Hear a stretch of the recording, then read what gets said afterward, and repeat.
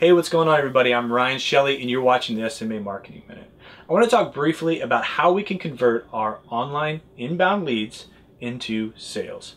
Inbound marketing has helped thousands of businesses generate more traffic and more leads like nothing ever before. The reason why?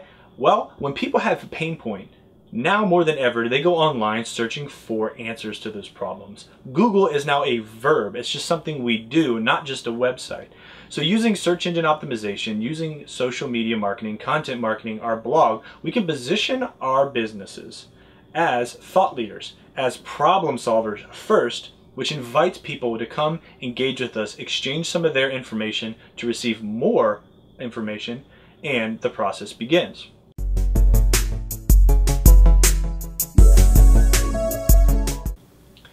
The real problem is, how do we actually turn those leads, those people who've engaged with us, into paying customers?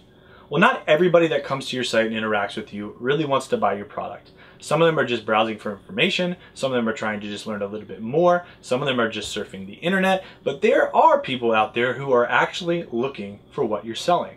So how do we take them from filling out a contact form or a ebook form or an offer form and nurture them into a client?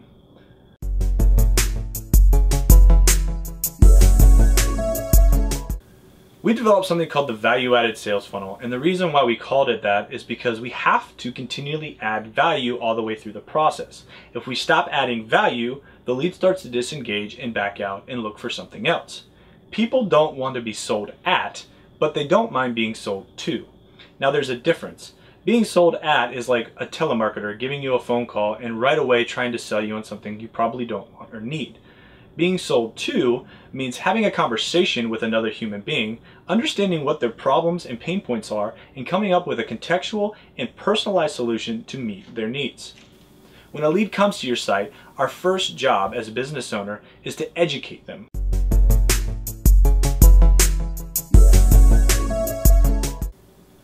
Once a lead has engaged with your site, engaged with your content, exchanged some information for some sort of content, maybe an ebook or a checklist or offer like that, it's our job now to nurture them. One of the best ways to begin this nurturing process is using a workflow in marketing automation.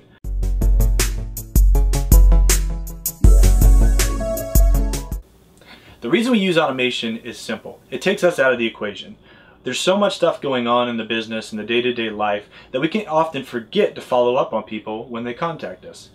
When someone downloads a piece of content, they can be put into a workflow and automatically work through the process. Then what we need to do is watch those leads, see how they're interacting, and see if they've taken more action. After a lead has taken a little bit more action, they have kind of worked themselves in what we call an MQL. If you're talking about the buyer's journey, this would be like the consideration stage. So now they're starting to consider some of the solutions that you have. When we have consideration offers on our site, we actually have the lead fill out a phone number.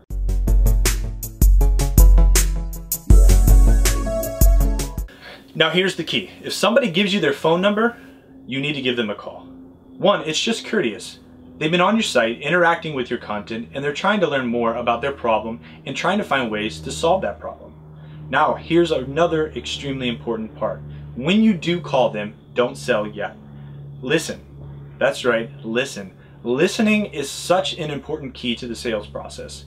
Instead of opening our mouths and trying to tell them everything we can do and way we can solve their problem now, listen.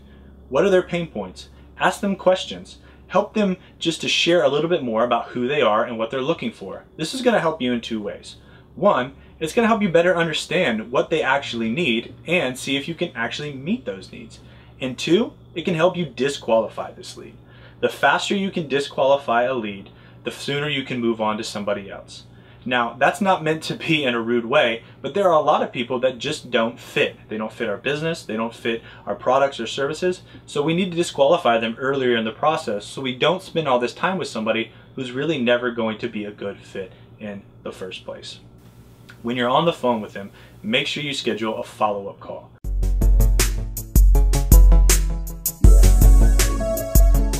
If they say yes to that second phone call, they are now what we would call a sales qualified lead, which means the next call you can start to present some of your solutions to their problems. This is where you want to share with them why you do what you do and engage with them on a higher level. start to talk about a lot more specifics. Understand their basic needs and then how you can deliver the best product available.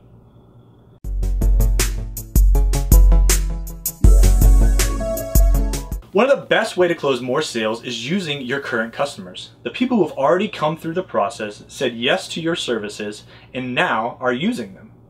When you're out there all on your own promoting yourself, it's just one small person in a sea of billions of people online.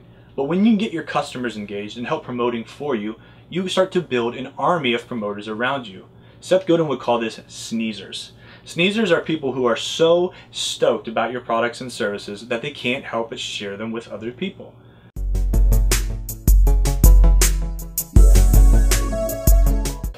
When you can turn your current customers into promoters, it helps you build an army of people who are rallied around who you are and what you do and can help you share it with the world. When leads come in and they see more than just you talking about your product, but they see happy customers, it helps them engage better. It also makes them feel safer.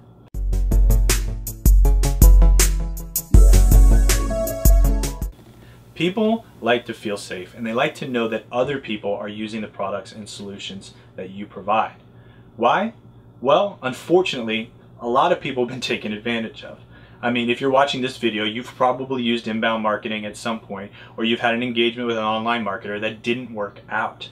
And now you're trying to find ways that you can take your momentum and actually turn it into sales. Well, your customers feel the same way. They've been misled, they've had bad experiences, but when they can see happy, other real people just like them using the products and services that you have, it's going to help them in this nurturing process to engage with you and ultimately say yes to your solutions.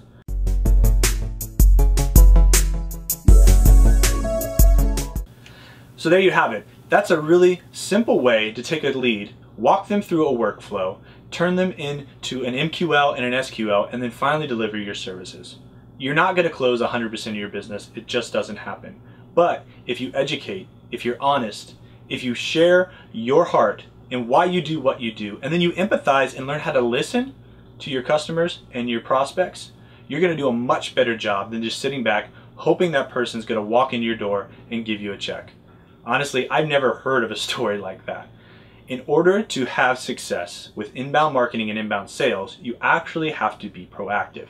You do have to take the time and take the effort to pick up the phone and talk to somebody, to have a conversation, to build a relationship, and to nurture that person from just a prospect into a customer. And then you just keep delighting them. That way they promote alongside of you and help you grow your business. I hope you guys found this helpful and informative. If you have any questions, please comment below, or you can send me an email directly at ryan@smamarketing.net. Thanks for watching and happy marketing.